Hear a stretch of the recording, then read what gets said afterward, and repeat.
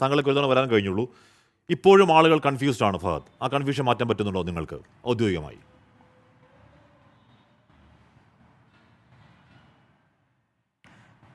ഹാഷ്മി, നമ്മളൊരു സത്യാനന്തര കാലത്താണ് ജീവിച്ചുകൊണ്ടിരിക്കുന്നത്. അതുകൊണ്ട് തന്നെ ഇന്ന് ഈ തർക്കങ്ങൾക്കിടയിൽ സംഭവിക്കുന്ന വസ്തുതാവിരുദ്ധമായി പ്രചരിക്കുന്ന കാര്യങ്ങൾ കേരളമുള്ള കാലത്തോളം അവശേഷിക്കും. നമ്മൾ എത്ര വസ്തുത പറഞ്ഞാലും ആളുകളിലേക്ക് എത്താതിരിക്കുകയും ചെയ്യും. മുഖ്യമന്ത്രി മാറും, മന്ത്രിമാർ മാറും, പാർട്ടികൾ മാറും, നമ്മൾ ഉദ്യോഗസ്ഥർ മാറും, എല്ലാം മാറും. അവശേഷിക്കാൻ പോകുന്നത് നമ്മുടെ നാടാണ്. ഈ നാട്ടിൽ ഇനിയും ദുരന്തങ്ങൾ വരും. ഈ ദുരന്തങ്ങൾ വരുന്ന സമയത്ത് നമുക്ക് ഒരുമിച്ച് നിന്ന് അതിനെ അതിജീവിക്കേണ്ടതുണ്ട്. അതുകൊണ്ട് ദയവായി എന്നെ എനിക്ക് ഈ കാര്യത്തിൽ വിശദീകരണം നൽകാൻ എന്നെ അനുവദിക്കണം. ഞാൻ വളരെ സെൻസിറ്റീവ് വിഷയമായതുകൊണ്ടാണ് ഇതിൻ്റെ പിന്നിൽ അപ്ലൈ ചെയ്യുന്ന ലോജിക്ക് നേരത്തെ സംസാരിക്കാതെ വിട്ടത്. യഥാർത്ഥത്തിൽ നിങ്ങളൊന്ന് ആലോചിച്ച് നോക്കൂ. ഈ മെമ്മോറാണ്ടം കൊടുക്കുമ്പോൾ നിങ്ങൾ ആ മെമ്മോറാണ്ടത്തിൽ തന്നെ വായിച്ചു 128 മനുഷ്യരുടെ അപ്പോഴും മിസ്സിംഗ് ആണ്. ഈ 128 മനുഷ്യരെ ചിലപ്പോൾ നമുക്ക് കിട്ടുന്നത് 500-600 ബോഡി പാർട്സ് ആയിട്ടായിരിക്കും.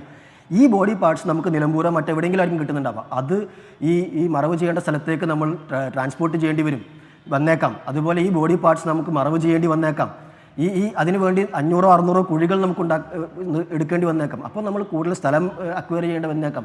ഈ സ്ഥലത്ത് അതിരുകെട്ടി സംരക്ഷിക്കേണ്ടി വന്നേക്കാം.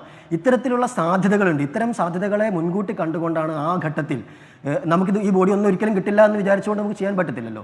ഈ ബോഡി കിട്ടാൻ സാധ്യതയുള്ളത് ഇങ്ങനെയാണ്. അപ്പോൾ അതുകൊണ്ട് അതിനെ മറവ് ചെയ്യാൻ വേണ്ടി ഈ തരത്തിലുള്ള ചെലവുകൾ ഉണ്ടാകുമെന്ന് പ്രതീക്ഷിച്ചുകൊണ്ട് നമ്മൾ അന്ന് മെമ്മോറാണ്ടം തയ്യാറാക്കണം. അല്ലെങ്കിൽ നാളെ നിങ്ങൾ തന്നെ തിരിച്ച് ചോദിക്കും, നിങ്ങൾ ഈ മണ്ടന്മാരാണോ ഇത് ചെയ്തുകൊണ്ടിരുന്നത്, ഈ ആളുകളെ കിട്ടാനുണ്ട് എന്നുള്ള കാര്യം നിങ്ങൾക്ക് അറിയില്ലായിരുന്നു എന്ന് ചോദിക്കും. ഇതുപോലെ ഓരോ കാര്യത്തിനും ലോജിക്കുണ്ട്. ഓരോ കാര്യം ഒന്നും പെരുപ്പിച്ച കണക്കുകളല്ല.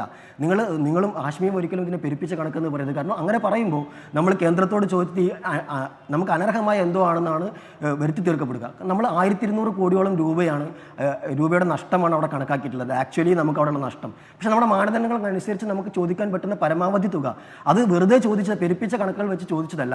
അവിടെ കൃത്യമായി ഓരോന്നിന് പിറകിലും ലോജിക്കുണ്ട്.